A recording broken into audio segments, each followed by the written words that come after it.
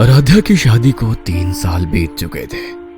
जब से उसकी शादी हुई थी तब से वो कभी इस स्टेट में तो कभी किसी स्टेट में इसी तरह घूम रही थी, क्योंकि उसका हस्बैंड मोहित एक गवर्नमेंट एम्प्लॉय था। इस बार मोहित का ट्रांसफर भोपाल में हुआ था। उन्हें इस बार एक बहुत बड़ा और सुंदर विला अलॉट हुआ। इस बार आराध्या खुश थी, क्योंकि ट्रांसफर के साथ साथ इस बार मोहित का प्रमोशन भी हुआ था। कुछ महीनों पहले ही मिस्टर बख्शी का भी प्रमोशन हुआ था। मिस्टर बख्शी मोहित के बहुत अच्छे दोस्त थे और उनकी पत्नी के साथ आराध्या की खूब जमती थी, तो इसीलिए वो भी बहुत खुश थी। पहली बार गवर्नमेंट ने तुम्हारा ट्रांसफर किसी अच्छी जगह पर किया है। अच्छा, तुम्हारे ऑफिस जाने के बाद मैं थोड़ी देर के लिए मिसेस बख्शी के पास जाऊंगी। उन्होंने मुझे स्पेशली बुलाया था। जब घर अच्छी तरह से सेट हो जाएगा तो हम भी उन्हें इनवाइट करेंगे। ओके, मैं भी बस अभी ऑफिस के लिए निकल ही रहा हूँ। अगर तुम्हें भी साथ चलना है तो चलो, थोड़ी कंपनी दे दूंगा। ओके, तुम रुको, मैं पर्स लेकर आती हूँ। आराध्या अंदर से अपना पर्स लेकर आई और मोहित के साथ निकल गई। मिसेस बख्शी का विला उनके विला के पास ही था। आराध्या मिसेस बख्शी के घर गई तो उन्होंने उसका बहुत अच्छा वेलकम किया। अच्छा हुआ आराध्या कि मोहित का ट्रांसफर यहाँ पर हो गया, वरना मैं तो यहाँ पर इतनी बोर हो गई थी। अच्छा, वैसे तुम्हारा विला नंबर कौन सा है? विला नंबर 17 है। एक बार घर अच्छे से सेटल हो जाए फिर आप जरूर आना। क्या बोला तुमने? मैंने कहा कि एक बार घर अच्छे से सेट हो जाए तो आप जरूर आना। नहीं, तुमने कहा कि तुम्हें विला नंबर 17 मिला है। तुम मेरे साथ कोई मजाक कर रही हो क्या? मतलब मैं कुछ समझी नहीं। तुम तो ऐसे कह रही हो जैसे तुम्हें उस विला के बारे में कुछ पता ही नहीं है। आप प्लीज इस तरह गोल मोल बातें मत घुमाओ। जो भी बात है प्लीज बता दो ना।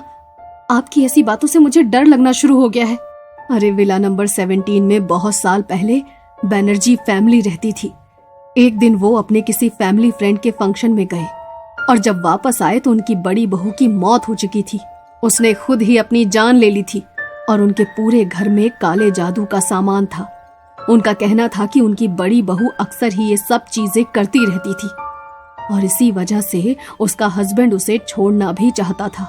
लेकिन उसकी मौत के बाद उसकी फैमिली ने उस विला को छोड़ दिया।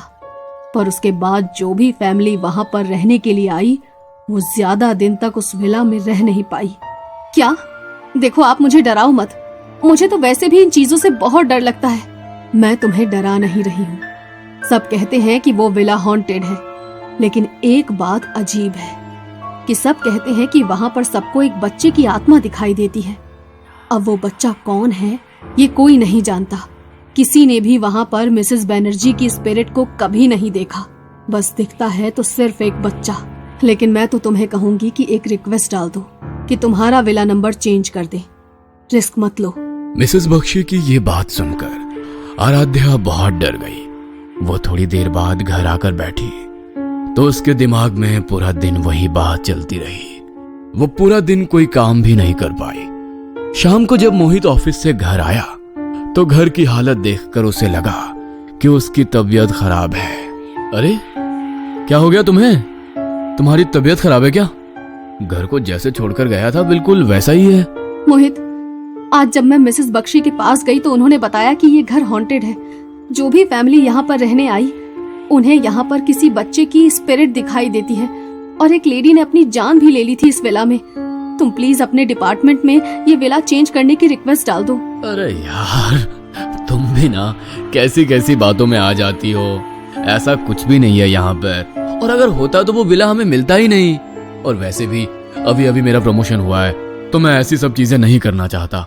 तुम ज्यादा सोचो मत, रेस्ट करो। आज मैं खाना भी बाहर से ही ऑर्डर कर लेता हूँ। मोहित ने खाना ऑर्डर किया और उन दोनों ने खाना खाया। पहली रात तो उस घर में बहुत अच्छे से बीत गई, लेकिन असली खेल तो उसकी अगली रात से होना शुरू हुआ। शाम का टाइम था, लगभग 6:30 बज रहे होंगे। मोहित ने कहा था कि वो आज लेट आएगा, उसे अपने दोस्तों के साथ कहीं जाना था। तो आराध्या ने सोचा कि जब तक मोहित घर आएगा तब तक मैं डिनर बनाकर तैयार कर लेती हूँ। वो किचन में खाना बना रही थी। घर में सबसे पहले कुछ मीठा बनाने का रिवाज होता है, तो उसने हलवा बनाना शुरू किया। पूरे घर में उसकी खुशबू फैल गई। कितनी अच्छी खुशबू आ रही है। अरे ये बच्चे के रोने की आवाज कहाँ से आ रही है? बच्चे के रोने की आवाज सुनकर आराध्या हैरान रह गई, क्योंकि उसके अलावा तो वहां पर मेड भी नहीं थी और किसी बच्चे के रोने की आवाज आने का तो कोई सवाल ही नहीं उठता। उसे लगा शायद ये उसके मन का वहम है, इसलिए उसने उस आवाज को नजरअंदाज कर दिया। तभी उसके किचन की खिड़की पर नॉक हुआ। उसने पलटकर देखा तो कोई नहीं था। तभी उसे बाहर से कुछ गिरने की आवाज आई। उसे लगा कि कहीं कोई चोर तो नहीं आ गया, इसलिए वो बाहर गार्डन में देखने चली गई। देखा तो गार्डन में नया पौधा गिरकर टूट गया था। वो जैसे ही उसे उठाने के लिए झुकी तो उसकी नजर गार्डन में कोने पर पड़ी। घर की दीवार के पीछे से छिपकर कोई उसे झांक झांक कर देख रहा था। थोड़ा अंधेरा हो गया था तो चेहरा ठीक से दिखाई नहीं दे रहा था, लेकिन उसने थोड़ा ध्यान से देखा तो एक बच्चा था, लेकिन आम बच्चे जैसा नहीं। भयानक और कटा फटा चेहरा, लाल आंखें और कपड़े भी फटे हुए थे। उम्र महज 3-3.5 साल होगी। उसने रोते हुए उसकी तरफ देखा और वहां से भाग गया। आराध्या ने हिम्मत करके आगे की तरफ जाकर देखा तो वहां पर कोई नहीं था। तभी उसे मिसेस बख्शी की कही हुई बातें याद आ गई। वह जल्दी से हाँफती हुई घर के अंदर आई। वो इतनी डर गई थी कि तुरंत मोहित को फोन किया, लेकिन मोहित का फोन नहीं लगा। तभी उसे किचन से कुछ आवाज आई। उसने जाकर देखा तो हलवे की कढ़ाई नीचे फर्श पर गिरी हुई थी और सारा हलवा जमीन पर फैल गया था। तभी उसे फिर से वहां पर किसी बच्चे के हंसने की आवाज आई। उस आवाज को सुनकर इस बार वो बहुत बुरी तरह घबरा गई। तभी उसे किचन के फ्लोर पर छोटे बच्चे के पैरों के निशान दिखाई दिए, जो अभी अभी उसके सामने बन रहे थे। जैसे कोई बच्चा अभी कीचड़ से खेल कर आया है और उसकी किचन में दौड़ रहा है, और दौड़ते दौड़ते वो पैरों के निशान किचन से बाहर खिड़की की तरफ चले गए। ये देखकर आराध्या के रोंगटे खड़े हो गए। वो इतनी डर गई कि तुरंत ही सब कुछ छोड़कर घर के बाहर जाकर बैठ गई और मोहित के आने का इंतजार करने लगी। वो मोहित को कॉल करने लगी, लेकिन मोहित के पास कॉल भी नहीं लग पा रही थी।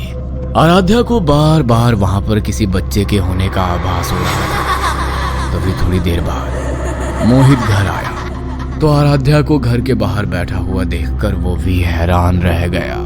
अरे ये तुम इस तरह यहाँ पर घर के बाहर क्यों बैठी हो? वो अंदर कोई है, वही बच्चा जिसके बारे में मिसेस बख्शी ने बताया था। प्लीज यहाँ से चलो, हम अंदर नहीं जाएंगे।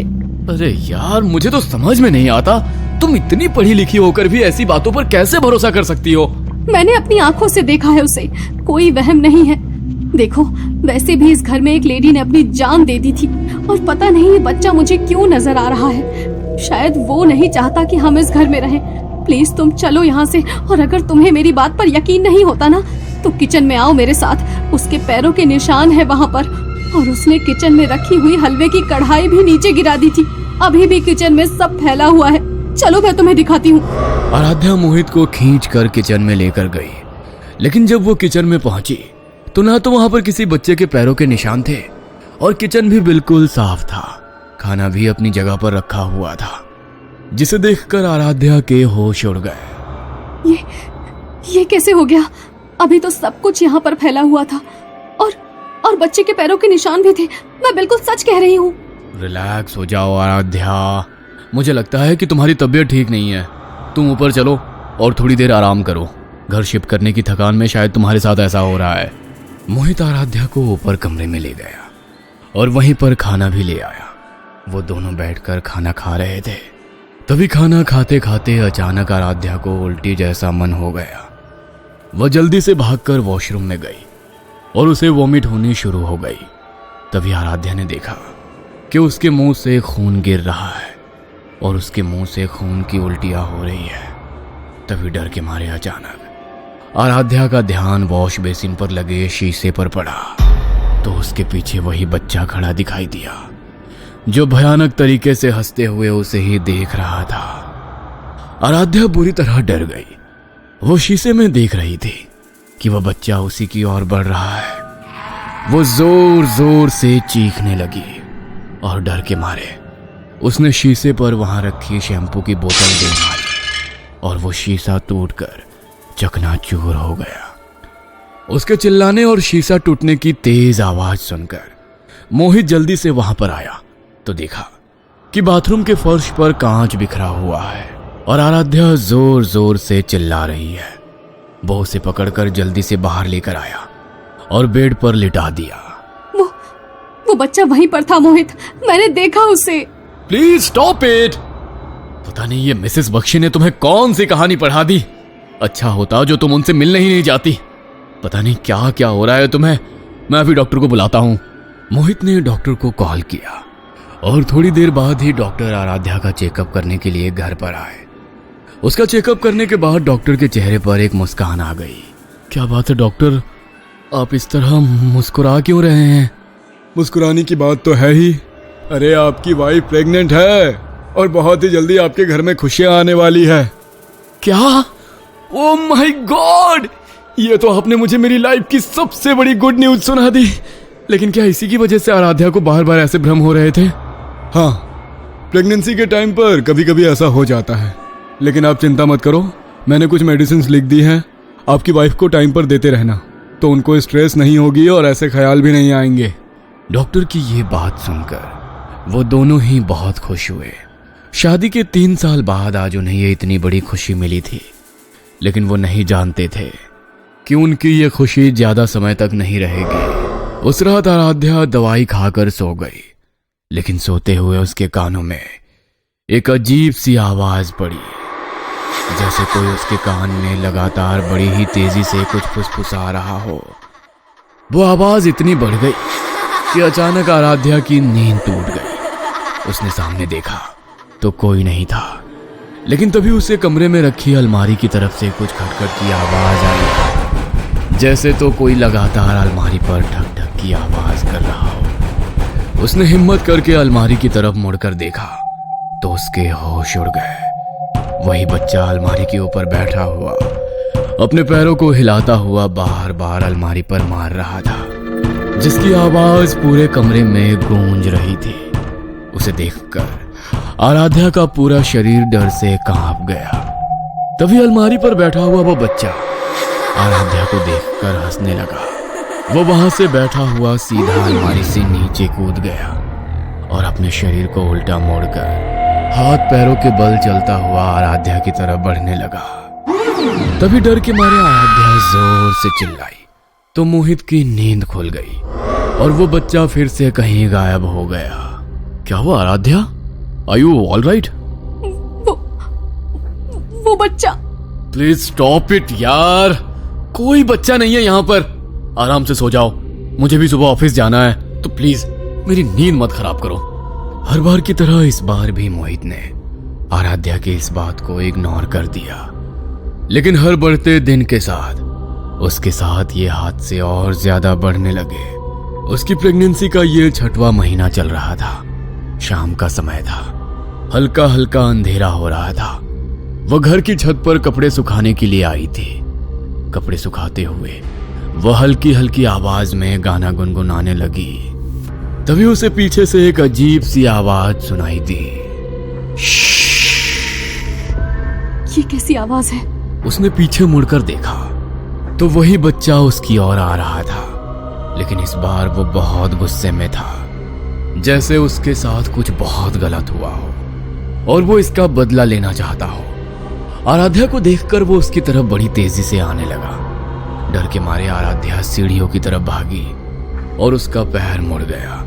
वो सीढ़ियों से गिरती गिरती सीधा नीचे जाकर गिरी। गिरते ही वो वहीं पर बेहोश हो गई। थोड़ी देर बाद मोहित घर आया तो आराध्या को जमीन पर बेहोशी की हालत में देखा। उसके सर से खून निकल रहा था। उसकी ऐसी हालत देखकर वो बहुत डर गया। वो तुरंत ही आराध्या को हॉस्पिटल लेकर गया। डॉक्टर, मेरी वाइफ और मेरा बच्चा ठीक तो है ना? देखिए, हमने कोशिश करके आपकी वाइफ को तो बचा लिया, लेकिन आपके बच्चे को नहीं बचा पाए। और क्या डॉक्टर?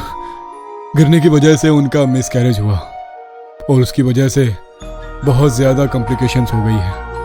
मुझे कहते हुए बहुत बुरा लग रहा है, लेकिन अब आपकी वाइफ दोबारा कभी माँ नहीं बन पाएंगी। डॉक्टर की ये बात सुनकर मोहित अंदर तक हिल गया, और जब ये बात आराध्या को पता चली तो मानो वो तो जैसे पागल ही हो गई। एक तो पहले ही उसके मन में उसके बच्चे के खो जाने का दुख था, ऊपर से ये दुख और कि अब वो फिर कभी मां नहीं बन पाएगी।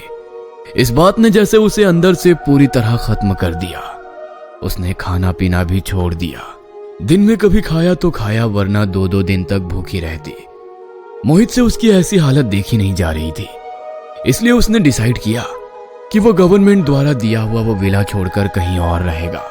जब से हम इस घर में आए हैं तब से कुछ भी ठीक नहीं हो रहा है, और यहाँ पर आने के बाद तुम्हारी जो हालत हो गई है मुझसे देखी नहीं जा रही। इसलिए मैंने डिसाइड किया है कि हम ये घर छोड़ देंगे। जब से आराध्या का मिसकैरेज हुआ था तब से आराध्या को वो बच्चा घर में कहीं नजर नहीं आया था, लेकिन जब मोहित ने घर को छोड़ने की बात कही तो अचानक वो बच्चा अलमारी के पीछे छिपकर आराध्या की तरफ झांकने लगा। आराध्या को महसूस हुआ कि कोई उसे अलमारी के पीछे से झांक झांक कर देख रहा है। तो उसने उस ओर देखा तो उस बच्चे की आंखों में आंसू थे, जैसे वो नहीं चाहता था कि आराध्या उस घर को छोड़कर जाए। नहीं मोहित, मैं इस घर को छोड़कर नहीं जाऊंगी। लाइफ में प्रॉब्लम्स का सामना तो करना ही पड़ता है। तुम चिंता मत करो, मैं पहले से ठीक हूँ और धीरे धीरे और ठीक हो जाऊंगी। आराध्या की ये बात सुनकर उस बच्चे के चेहरे पर भी मुस्कान आ गई। आराध्या ने उसकी ओर देखा तो चेहरे पर आंसुओं के सूखे हुए निशान थे और एक मुस्कुराहट थी। आराध्या के मन में अब सवाल उठने लगे कि आखिर जब इस घर में मौत उस लेडी की हुई तो उसे वो बच्चा क्यों दिखाई दे रहा है, और वो बच्चा कौन है। अब आराध्या उसकी कहानी जानना चाहती थी। अगले दिन मोहित ऑफिस गया तो शाम के समय आराध्या गार्डन में नए पौधे लगा रही थी। तभी वो समझ गई कि वही बच्चा छुप छुप कर उसे देख रहा है। उसने मुड़कर देखा तो वही बच्चा गार्डन में लगे एक पेड़ के पीछे छिपकर उसे देख रहा था। आराध्या समझ चुकी थी कि वो उसे बताना चाहता है कि मैं यहां पर हूं। आराध्या को डर तो बहुत लग रहा था, लेकिन उसने हिम्मत की। मैं जानती हूँ कि तुम्हें पता है कि मैं तुम्हें देख सकती हूँ, और मुझे ये भी पता है कि तुम मुझसे बात करना चाहते हो। आराध्या को लगा कि उसके ऐसा बोलने पर वो उसके पास आएगा, लेकिन तभी वो कहीं गायब हो गया। आराध्या को कुछ समझ नहीं आया। तभी कुछ दिन बाद वो अपने गार्डन में बैठकर अपनी शाम की कॉफी एंजॉय कर रही थी और उसके सामने कुछ स्नैक्स और मिठाई रखी थी। तभी फिर से उसे वो बच्चा दिखाई दिया।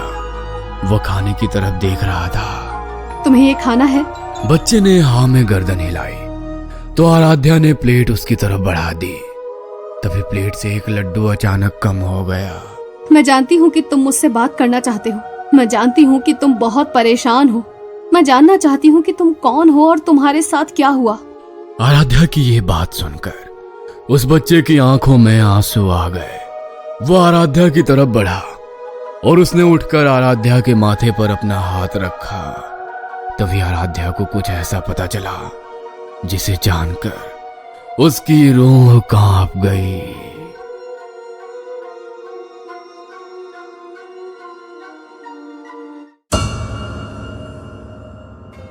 ये कहानी आपको अच्छी लगी हो तो हमें सब्सक्राइब करें, हमारा इंस्टाग्राम और फेसबुक पेज जरूर फॉलो करें। और हाँ दोस्तों, सब्सक्राइब करना भूलना मत।